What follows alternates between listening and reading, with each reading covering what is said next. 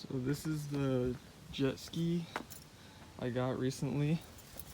There's my truck over there, but I just put it in storage.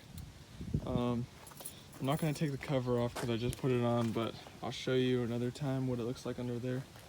This is just the trailer I got. The tires when I got it, completely flat. Drove it home like that. Kind of sketchy because every bump you hit, you could feel it really bad. So put air in those. This storage container full of some good stuff I'll show you later, but lots of cool things in there. Just painted the top today because you should have seen it before. It was rusted to hell. A little bit dirty, but the ski is really clean. It was garage kept before I got it.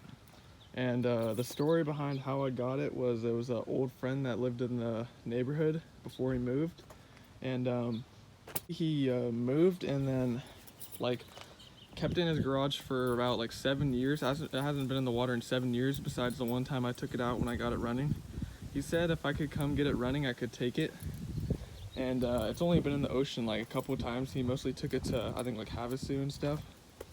But it's a Kawasaki stx1100. So it's a 2-stroke, 3-cylinder. All it really needed was fresh gas and new spark plugs, and that thing fired right up. I did some work on it today where I put in a fuel pump for the primer. And I did that pretty easy. I just bought a little pump and then put it on the fuel line.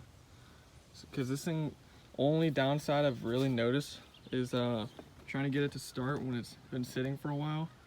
The fuel just kind of leaks back into the tank after a while, but pretty much just hold the choke open and then it runs real good right after that. Then it starts up no problem.